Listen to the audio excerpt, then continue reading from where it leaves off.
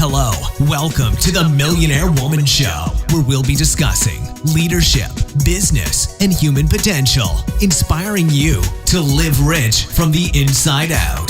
Unlock your creativity, stretch out of your comfort zone, break through your barriers, take inspired action, and achieve epic results. Now, here's your host, two-time best-selling author, speaker, and certified executive coach, Debra Kasowski.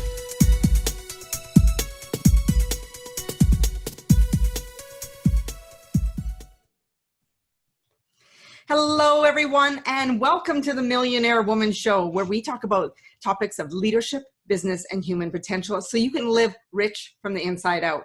Today, I have a special guest for you.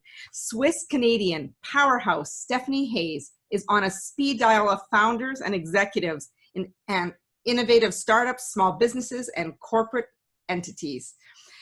When it's time to grow, she swoops in to design custom growth strategies that reach companies' goals fast. This no-nonsense adrenaline junkie, soon to be my friend because I'm an adrenaline junkie too, brings over 2 decades of experience to the table. And today we get the pleasure to pick her brain. Welcome, Stephanie Hayes. Thank you so much, Debra. It is so awesome when I get to, sometimes I'll have somebody from the US and I'll have someone from Canada and sometimes someone abroad. So I'm really excited to dig in. I was looking at some of the juicy topics that you often talk about. And one of the ones that I would love to jump in on, if it's okay with you, is why being courageous as a business owner isn't optional. Ah, that's a good one. Absolutely. Shall we just start? Go for it. Tell us what your take is on that. Okay. Being a business owner is not for the faint of heart. That is absolutely true.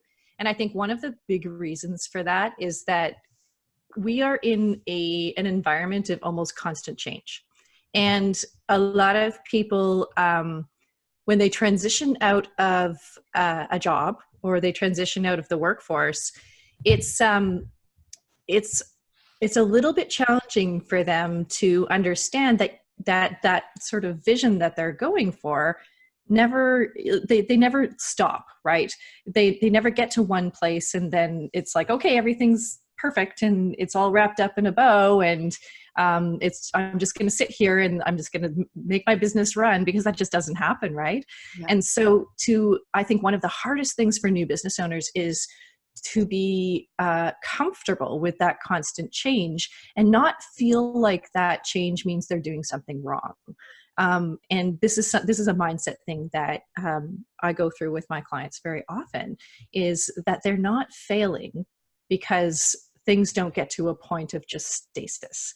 They need to be comfortable with consistent change and consistently getting to that next level in that new place.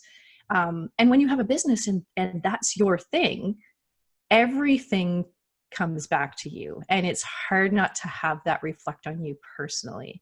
So maybe a customer had some poor feedback, or we didn't make our sales numbers, or who knows, any one of the litany of things that can be challenging in business.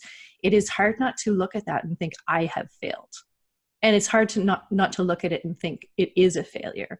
These are learning points, and they are constantly happening. And if we are good at what we do, we take them in, we use them to course correct, and we keep going. But that's a really hard place for a lot of people to be in, especially if they're newly transitioning into owning a business. Yeah, makes total sense. And the other thing I was thinking about as you're talking about that courageousness and just recent experience for myself is, I did a couple talks and I was like, how come it doesn't feel like the result, like the talk itself nailed it, right? Everything went well, but there was just something, it was like the result wasn't what I expected. And here in my mind, I'm telling myself, you know what, that wasn't really good. That, like, there's something wrong. Yet when the feedback started coming in, it was like, Deb, that was awesome. I just need these questions answered, or this question answered. And can you get that for me? And I was like, it wasn't what I thought it was, because my feeling right after the presentation is like, nailed it, did a great job, delivered what I needed to. The response, when you're reading your audience, was great. However, I think when we think about those changes that happen, that's not the usual reaction that I've ever felt after a talk. And these 2 talks were back to back. And I was like, that doesn't feel right, But to have that courageousness, and something that I study is appreciative inquiry. And I don't know if you're familiar with it, but it takes that spin of how do we navigate through change positively? Yes. And to navigate through change without judgment, right? Mm-hmm. And that is a hard thing to learn. But you got to be able to do it, because every single experience that happens is a new data point for you. And at this point in time, I almost get excited about failing, right? I want to jump in and launch something as soon as I can, because if it's not going to work, I want to know as soon as I can, so that I can get that much closer ahead, or that much closer to success. And it took me a long time to be in that place, but that's very similar to your concept of appreciative inquiry, that rather than look at these things and say, oh man, I didn't get the results that I wanted. Yeah. I'm looking at it and say, okay, what happened? What happened, and what can I now add to my knowledge bank so that in the future, I'm going to start that much further ahead. And that's tough, right? It is tough because we personalize our businesses, and especially in this kind of world where we're solo entrepreneurs, or we're, small micro business owners and service-based professionals. Everything that we do is so personal to us. Mm-hmm. So getting curious and being comfortable with getting curious is a very important part of being a business owner. Yeah. And Stephanie, I think what I like the most that you said, and I'm partial to curiosity because I have a book on Let's Be Curious. Yeah. But when it comes to being reflective and looking for the lessons, I really love that you tap into that. And what is one of your greatest lessons that you had revealed to you through one of your times of change? To divorce yourself from the outcome. That has been the guiding light for everything, from the business work that I do, to the coaching that I do with my clients, to my personal relationships, to my kids even. I need to step back and not expect any particular outcome. And that way you are fluid, you remain curious, you are, suffering is about trying to control your future. And I think especially in business, if we can step away from trying to control the outcome, we don't have to do everything all at once. It never has to be perfect.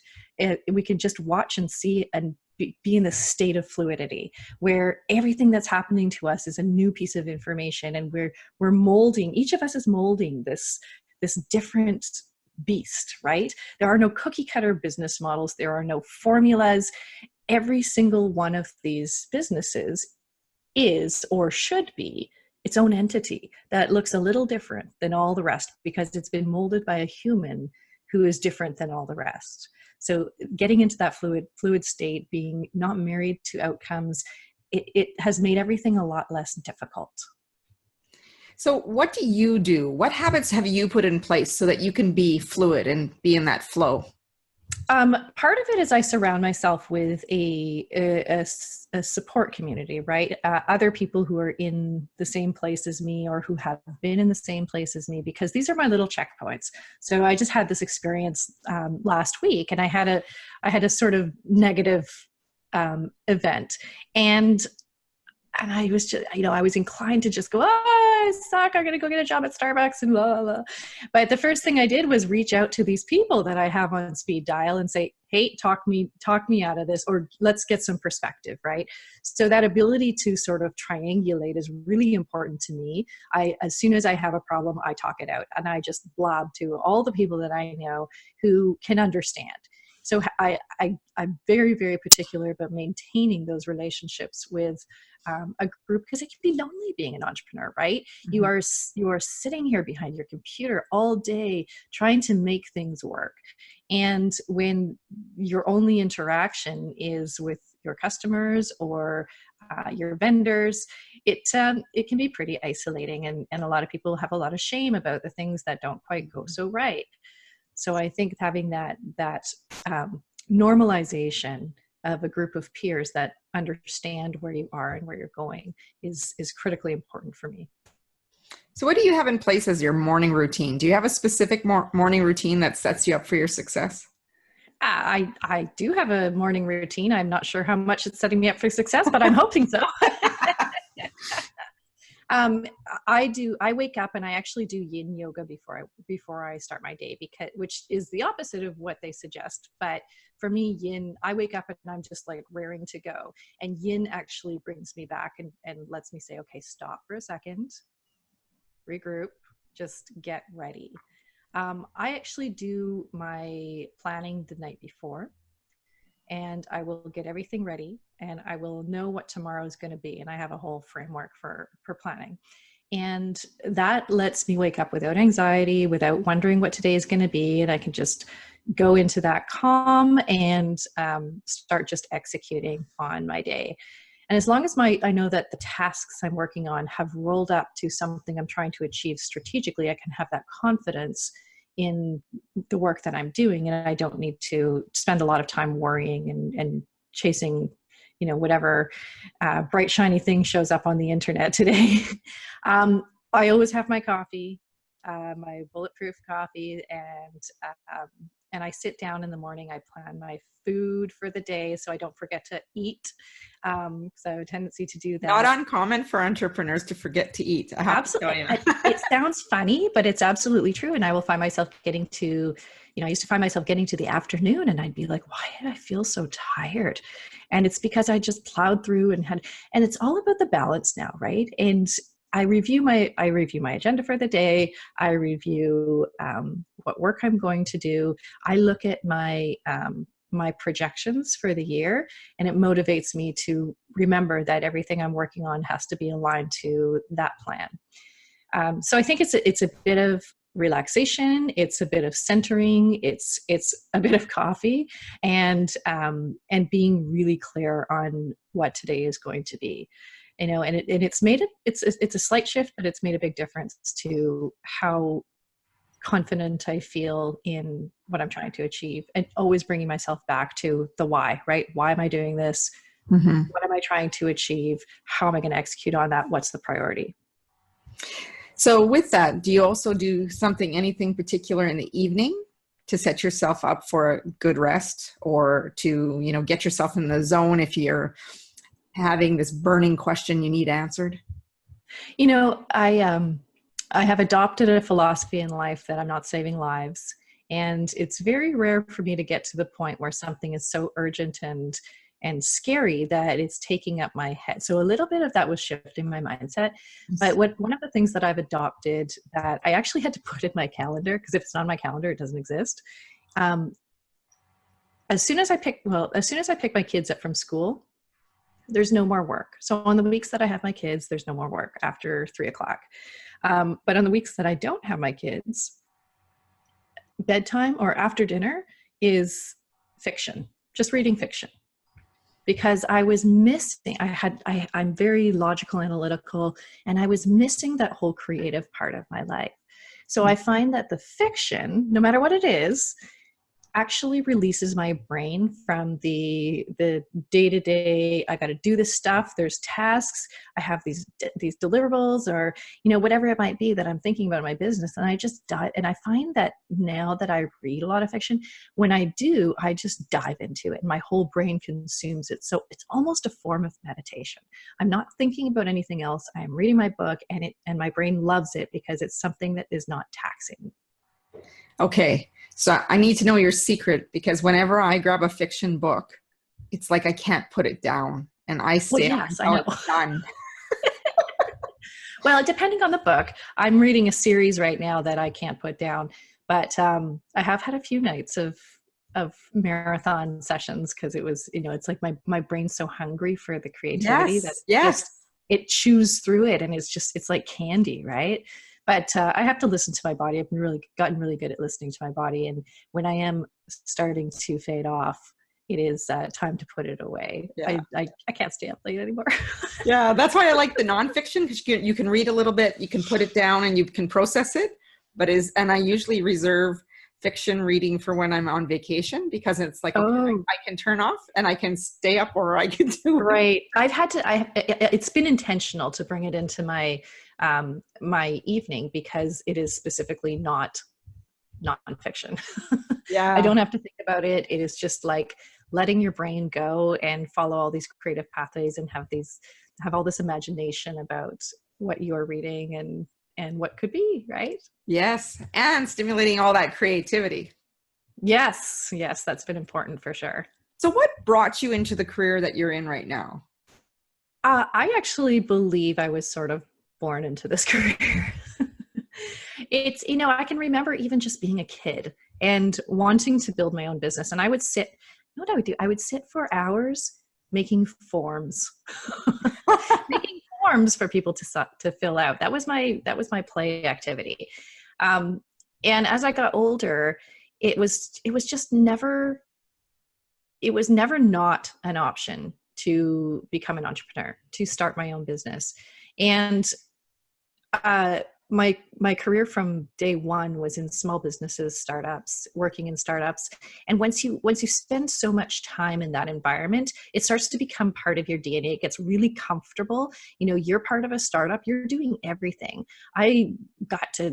I'm grateful for that experience. I got to be all things, because when you're in the startup, you're just like all hands on deck.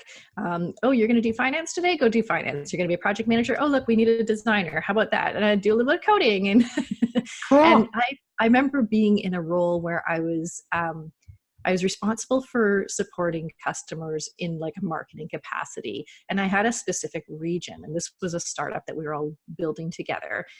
And I was assigned this specific region, but there were no customers. So I went out and I started getting customers. Well, I learned very quickly how to sell. Yeah. So the startup world has been in my blood from day one, small business startup. And the really cool thing has been working in these startups and working in these smaller businesses.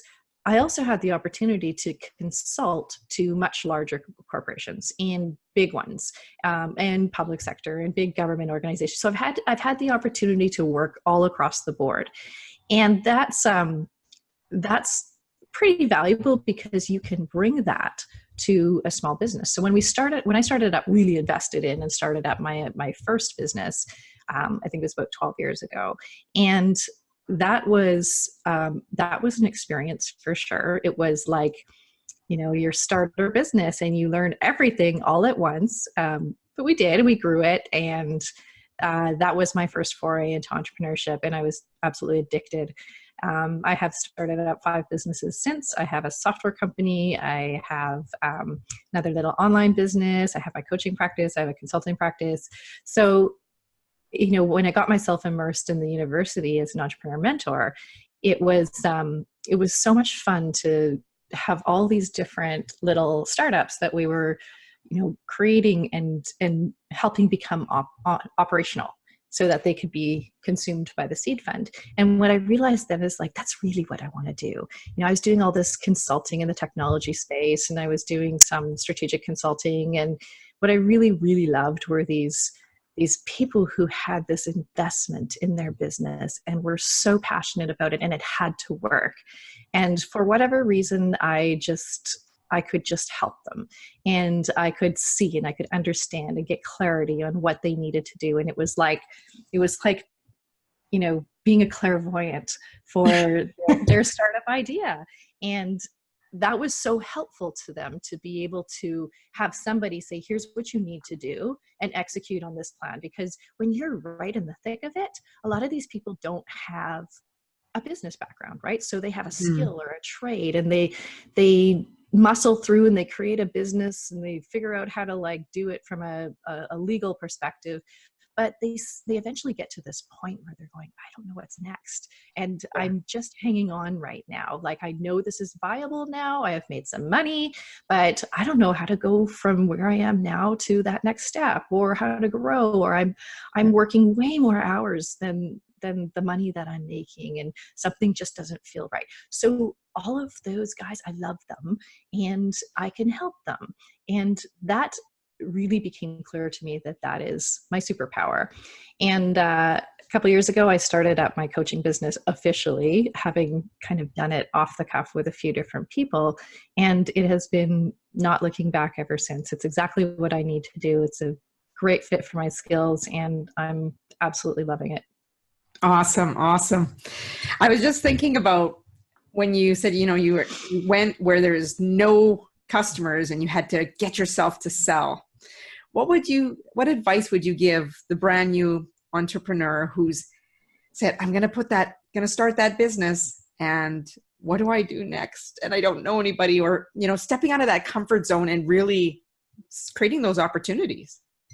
You got to just go out there and make a mess, right? You have to expect that you're going to make a mess at the beginning, because that is how you start gathering data points and you start moving towards. A lot of people freeze, right? They think, oh, everything has to be perfect before I start.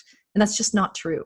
Nobody's sitting there watching you, waiting for you to make a mistake so that they can say, oh yeah, we knew that was going to happen. Yeah. Most people are off minding their own business, right? So you've got to go out and you've just got to try. You've got to go talk to that person who can help you. Go start selling a minimum viable product. Go and ask some questions. Go involve yourself in groups. Do whatever it takes to just start getting some exposure and being comfortable talking about yourself as a business owner. I think that's the hardest thing, is people verbalizing and committing to the fact that they own a business, because it is putting themselves out there, and that's scary, right? So judgment, right? People are already worried that they're being judged. Yes. And at some point, you're not going to start and it's going to be perfect. I can 100% guarantee that for you, because it's never going to be perfect, ever. Even 10 years in, it's not going to be perfect.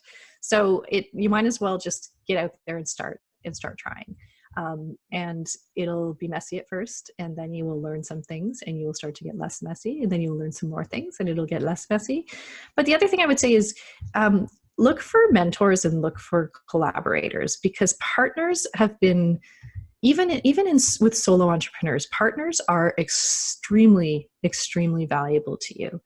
Not only can they help you sort of normalize the work that you're doing, but in terms of finding an audience, in terms of getting exposure to a market. I remember with my consulting practice, I sold probably 70% of my business through a partner.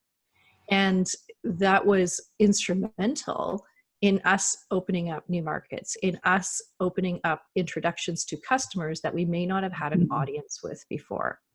So partnerships can be exceptionally valuable, especially when you're just starting out. And what advice would you give about partnership agreements then? Because I know some are a handshake and some are like, you need an agreement. Get an agreement. I'm not a lawyer, but I have seen incidences with partnerships where terms weren't spelled out clearly and expectations. I think it's actually more expectations than terms, but figure that out first. Don't be afraid to put something like that in place, because your relationship with your partner is going to be less clouded with ambiguity when you can just focus on the task at hand. But absolutely, if you're in any sort of partnership that involves sharing. What does success look like to you, Stephanie? Success looks like flexibility. It looks like freedom to make choices. For me, being able to be with my family and provide opportunities for my family as much as I possibly can. I used to be in a position where that wasn't the case, and it was very, very difficult, and I had a lot of guilt about it. For me, being able to own my own time, to be able to grow in every different possible way that I want to grow is really important to me. And for some people, that's not their passion. That's not what motivates them, but that's what motivates me. So I work very hard to get to a place where I have flexibility and freedom in all the work that I do, and the opportunities to sort of turn on a dime, which you don't have a lot when you're in corporate. Yeah, opportunities are scarce in a sense that if you're in corporate, you can't always go after that opportunity, especially Yes. if Yes. there's things that come up. It's like, oh, I got an obligation here, right? Yes. Yeah, depending on where you're working. Depending. Sure. Yeah, absolutely. Yeah. So I love this topic that you have, and I'm sure our audience will be very curious about how to get exactly what you want and why everyone is going to thank you because of it. Now, tell me a little bit about that, because that sounds really juicy. Okay. Well, typically what happens is a business owner or a new business owner wants to start a business, and they look around and they see what's someone else doing. And so I'm going to use my example that I use all the time, but a lot of people are sort of clear on their vision, but they don't go deeper than that to figure out what that actually looks like for them. So they end up adopting some cookie cutter business model that they've seen someone else do, or that they think someone else expects them to do. And so if I knew that my vision was that every baby goat has pajamas, what would be the most obvious business that you would probably say, well, I got to make pajamas for baby goats, right? Mm-hmm, mm-hmm. But what if you hate sewing? What if, or knitting? Or what if you have trouble with your hands? You're going to continue to run this business, but you're not going to like it very much. And what I can tell you from experience is that when someone doesn't like their business very much, they don't put a lot of effort in, and there's always friction. But what if you were the lobbyist who had legislation passed for baby goats to have pajamas? Or what if you were the farmer that was pajama friendly? Or what if you were the delivery truck driver that delivered? All of those roles are delivering on that vision, right? They all support that vision. But the point is that there's all sorts of different ways that you can build a business to support a particular vision. So the work that I do with my customers is all about personalization of a business. And when we go through and we understand which of the 4 pillars of their business, of their sort of the passion of their business are most important to them, we design a business around that. And in that way, we always know there's going to be alignment in the business model. So when we go and we start to design, what they're offering and what they're trying to achieve, all of these things come back to that pillar of passion. And I called it the 4 pillars of passion as tongue in cheek, but it's actually exactly that. When I hear someone say, oh, just follow your passion and build a business. I'm a photographer. Well, I like photography, but actually I hate running that as a business. So people mistake passion for hobbies. Right? But really, we're either passionate about a particular customer type, or we're passionate about a particular product or service we've created, or we're passionate about delivering with a particular skill set, or we're passionate about the way that we want to work. Most of us care about all 4 of those, but one of them, for everyone, stands out more than the others. And they will need that to be true no matter what they do in their business. For me, it's the way that I want to work. And I know this because I would compromise who I work with, what I'm delivering for them, what skills I'm using in order for that to remain true. So when we run this test with my customers, before we do any work, we figure that out first. And sometimes we will radically shift their business model because the work that they were doing just because I thought that's the only way to do this. Right. But it was really in conflict with who they were and what their passion was and what their goals and objectives were for their business.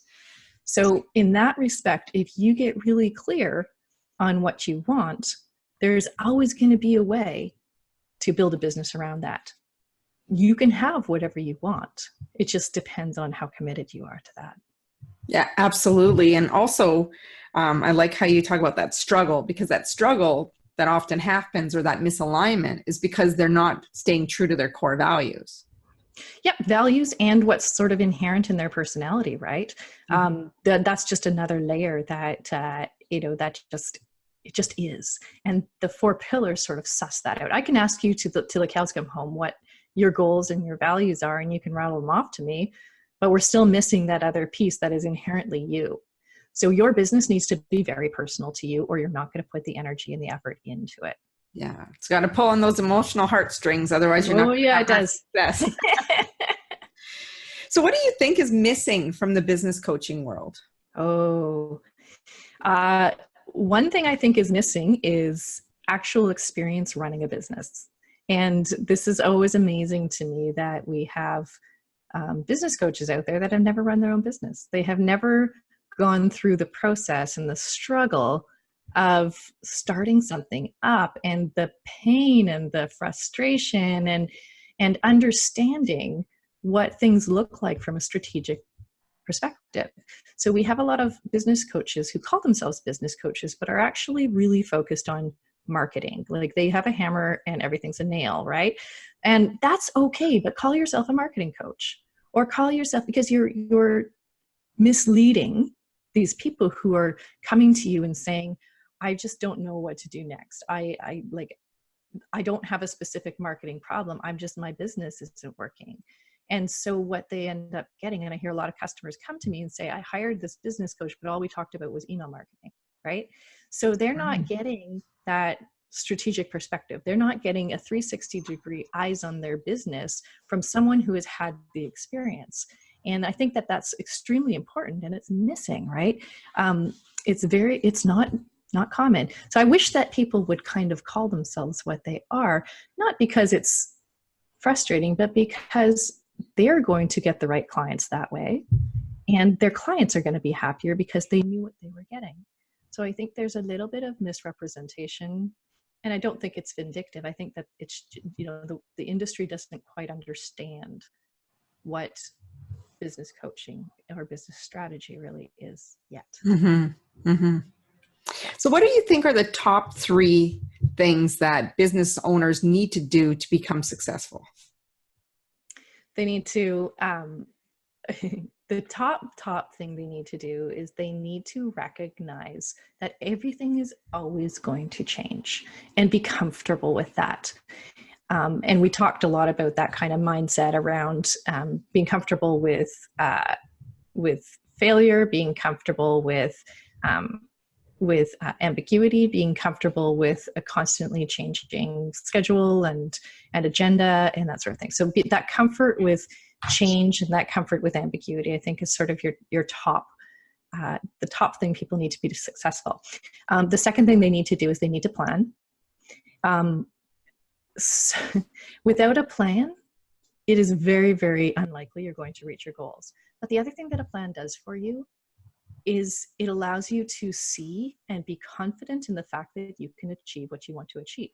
So most business owners are out there flying by the seat of their pants. They're like, well, I'd like to make, $60,000 this year. And then we sit down and we do the plan and we say, well, just making some adjustments here, you can make 100. And they're like, oh, how much am I leaving on the table, right? Yeah. But it's also, these guys live in a state of constant stress, right? They're always wondering. And when you put a plan in place and you're comprehensive about it, that ambiguity, that anxiety is much, much reduced. And they have a sense of confidence in their business that they can actually do it. And the third thing I would say is live and breathe your money. Don't be afraid of your money. I can't believe, the money piece is one pillar in the work that I do with them. And when we get to that session, they're all just like, I don't want to do this. They don't want to talk about money. They don't want to talk about money. And I'm like, money is the greatest thing. And why are you in business? There's a lot of shame that has come out of, especially the wellness industry or any sort of service industry, where a lot of these people are like, oh, it's not about the money. I'm like, yes, it's about the money. It's a business. And the best thing you can do to help people is run your business, build your business, be successful at it. Because I think you asked me this question earlier and I realized I didn't answer it, but the best thing you can do is be visible to people, because there are people out there who need what you are offering. They need it and they are happy to pay for it because they need it so badly, and you're solving a problem. So we look at the skill that we have and we're like, oh, well, this is really easy, so why would anybody pay for it? So I'm just going to charge, a little bit. And really, to someone else, your skill and what you can do is absolutely a black box. They have no idea. It's super stressful to them. They just want someone to take care of them. So if you're in there, you're out there hiding, you are not doing a service to the people who need you.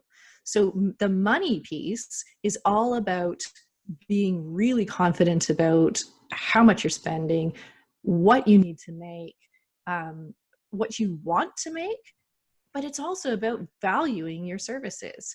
It's your pricing. Pricing is like the number one thing I end up talking to people about, because they are so scared of the money and they think that their pricing is like them being greedy or them overselling themselves. But really, your pricing is a non-emotional thing. Your pricing is there to cause people to take certain actions that you want them to take, or it's there to attract the right people and repel the wrong ones. So if you're pricing something super low because you're like, oh, I'll get more customers that way, but your service is really for a higher end client, it's confusing and nobody's going to buy it, right? So getting really comfortable with your money is extremely important. And you need to know where it's all going. You need to know where it's all coming from. And you need to know what you are reaching for and manage it very, very tightly. And most business owners don't do this very well. Yeah. First, they're afraid of money. Then they take their personal way that they run their homes or personal finances into their business, and then they don't know how to manage it's very that. Mixed up. Yes. Yeah. Yes, it's very mixed up. Yeah. So I teach them to do this and give them the tools to do this. But I'll tell you, they walk into that meeting like they just want to shrivel. They would rather be anywhere but that. And we come out of it happy. But that visibility and being, shining the light. Very vulnerable. Oh, it is. It is. It absolutely is. And if we want to make money, we need to be talking about it, right? Oh, absolutely. I love money. I want to make all the money I can, right? Because it enables me to meet my goals, and it enables me to do more of what I really want to do. And that is for me, but it's also for the people that I want to serve. Awesome. And so why is it so important for businesses to have a model? Why does it matter? Because it is, the business model pulls together all the different pieces, and it allows you to have alignment. So if you can imagine, and alignment is really important in your business for all the reasons we've talked about, that the effort isn't going to go in, that you're going to be you're going to have this friction all the time, right? So if we don't adopt a business model, and our business models need to be personalized for us, right? So there are kind of a set of 9 or 10 business models that are sort of standard in the industry. And those are great for, starting with an inspiration. What they don't do is they don't tell you, okay, who you are is actually really well aligned with this business model over here. It's just kind of this grab bag. It's like, oh, I'd like to be a thought leader today. Okay, well, what does that look like, right? So your business model is there to help you get alignment in your business. It is there to help you build the business that you really want to have, because if you don't have that, you will not put in the effort and you will constantly be wondering what's wrong. So that is incredibly important for business owners to be really clear on. Yeah, it acts as your lighthouse or guidepost, Totally. That is totally something that you're taking in direction, but creates that foundation. So without one, you're going to be kind of floundering, like, let's do this or let's do that. And there's no real blueprint that opens up. Yeah, absolutely. Yeah, that's what we call it. We call it the business blueprint. So I'm just going to throw in a fun fact here. Okay. About being a roller derby player. So does that, a roller derby player, like that competitive edge, how does that come into your business? It's really funny because I have talked to a number of people in my business community who are really surprised when they hear that I do more of the adrenaline sports, kiteboarding and roller derby and flying planes and mountain biking, and you just can't get away from it here where I live. But it's because in business I'm very calm. I'm very calm. I'm very centered. I am, the sort of voice of reason and logical and analytical. And maybe I'm a bit boring. I don't know. But I think that the I think that those activities are my opportunity to get my high stimulation and to get all that energy out. And I don't know, I think it's roller derby to me was just always the most insane sport, and it was so much fun. And it was like being in a legal gang fight. And the community was incredible as well, but it was just something a little different. And I loved it. I have just retired from roller derby this last week. Yeah. So it is, I'm a bit sad about that, but with my schedule and the kids, and I didn't have enough time to do it. I would still love to skate, but we'll see, right? Anyway, so Derby's a really amazing community. It's like the island of misfit toys, right? We just this grab bag of all these interesting women and really, really tight community. So there was more than just the sport. It was, and I didn't know how to skate. I didn't know how to skate. When I started playing when I had a broken tailbone from kiteboarding. And that is about the last injury you want when you're starting to learn how to skate, because you're falling on your back all the time. I think I re-broke it a few times that season. So what lessons have you learned from roller derby that you can apply to business? Because I think from what I hear, I can see the passion in your face when you talk about it. But there's something about doing those things, like you said, it kind of grounds you, gets that those emotions out there. So when you focus on the business, you can focus very factually. Yeah. When the money comes in, there is emotion, because it's like, yes, it's working, right? Yeah. But you learn to be scrappy too, right? I think, in derby, you never sit still, and you're playing offensively and defensively at the same time. Well, that's very, very similar in business, right? You are charging forward with your strategy, but you're also managing the things that are happening, right, in your environment. So you're constantly in this offense, defense type of role within your business. And it's very similar as in derby, and you just can't stop. Like every round that you're out there, you just have to keep fighting through, and you have to be over here blocking, and then you have to be over here trying to get someone off the track. And then sometimes you're trying to score points. And so you're never stopping. And I think that's the same in being a business owner, is that you just never stop. It doesn't turn off for you. Your business doesn't sit there in a state of like homeostasis where it just kind of runs itself. I mean, maybe some people have that, but you're always feeding the machine, right? You need to always be responsible. And it sounds exhausting, except it's kind of not, right? It's the same thing that you would be doing if you were in a job, but you are now responsible for it. You have ownership, which I think makes it a lot more attractive. Fun. I'll go watch it first before I'd attempt. Actually, Calgary has a really, really good team. Oh, awesome. I know there's some teams here in Edmonton as well, so I'll have to at least watch. Yes. Yep. Because I've seen a little bit of like, whoa, I'm not sure if I would do that, but I'd love to do everything at least once. Well, it's an interesting sport because there are lots of rules. So a lot of people sit down and they go, what is going on here? So when the going gets tough, Stephanie, how do you keep going? That's a little in my DNA. I am somebody who doesn't, and I've learned this over the years, that when there's a problem, the first thing I want to do is solve it. And times are tough. Times are always tough. But as I mentioned before, having this community of peers around me and supportive peers around me is really, really important. But I've also learned that, again, I keep saying to myself, we're not saving lives, right?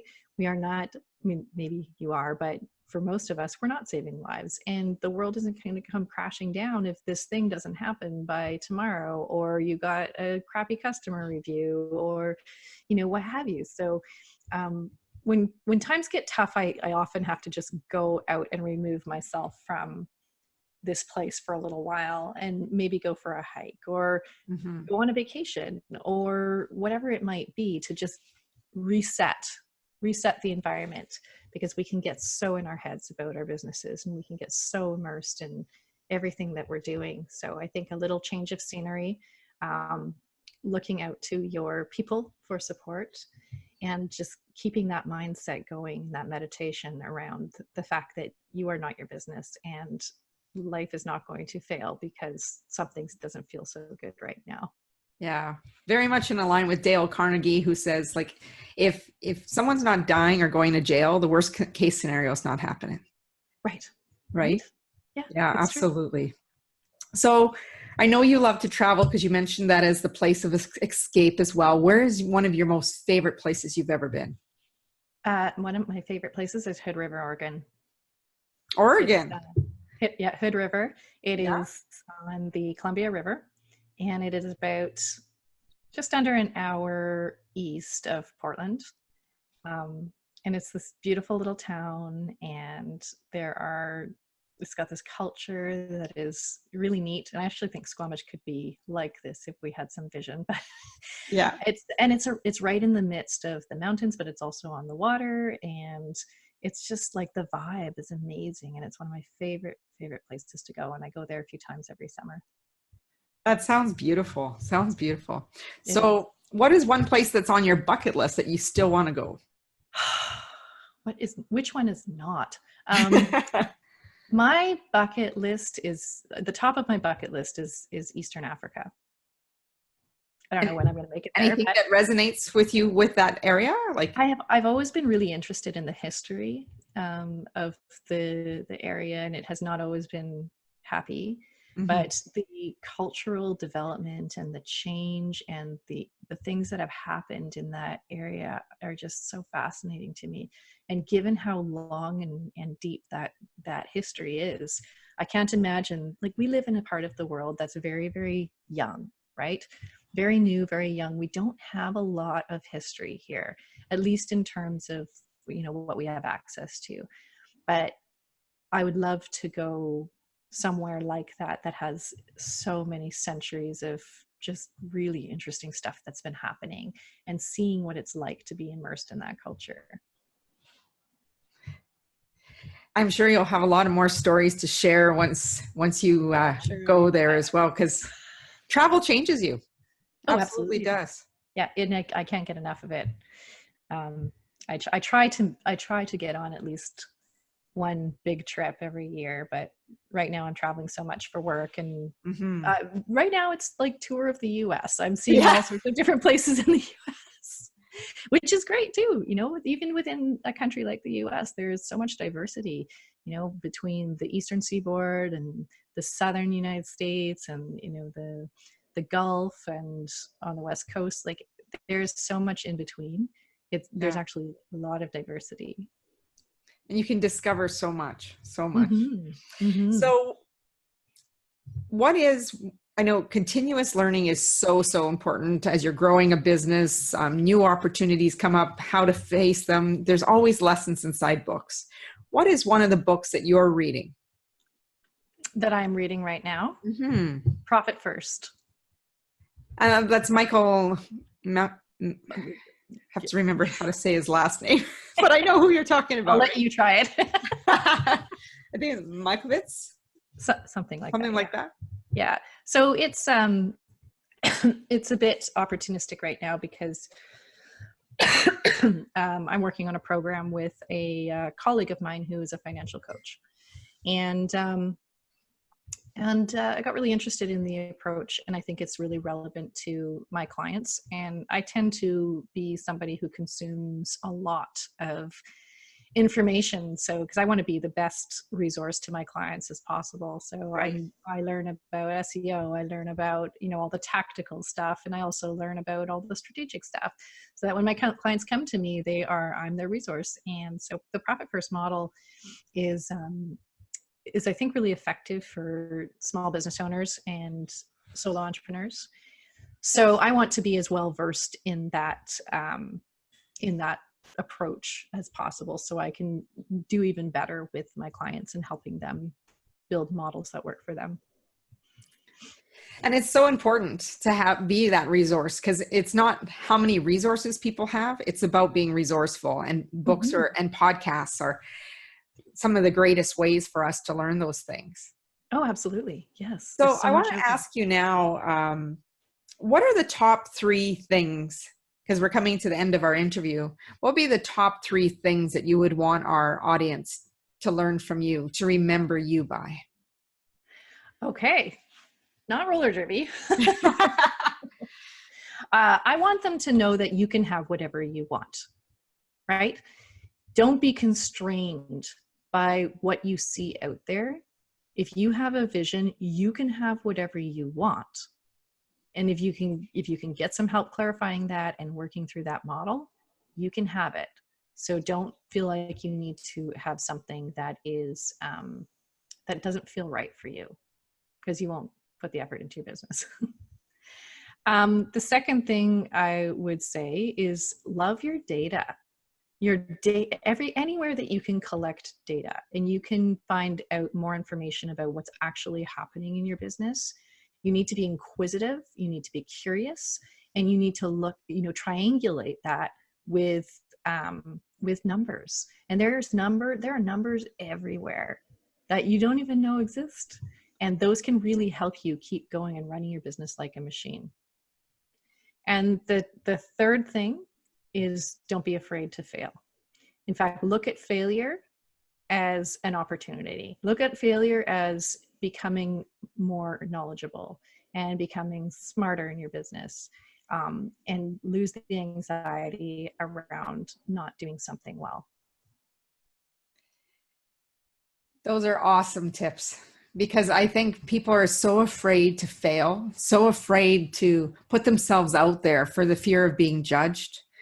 Yes. And learning to love your numbers. I don't know about you, but when I started to learn about my numbers and start loving them, those numbers started to change in a very positive way. Yes. So instead of avoiding them and, putting the blanket over your head, really, I encourage others as well. Stay in touch with Stephanie. Check out what she has to say. Stephanie, what are some final words you'd like to share, and how can people continue to stay in touch with you? Okay, I have a gift for all of your listeners. Woohoo! You can find me at Stephanie Hayes, HAYES.biz, and I'm sure you can put these in the show notes, /millionaire-woman.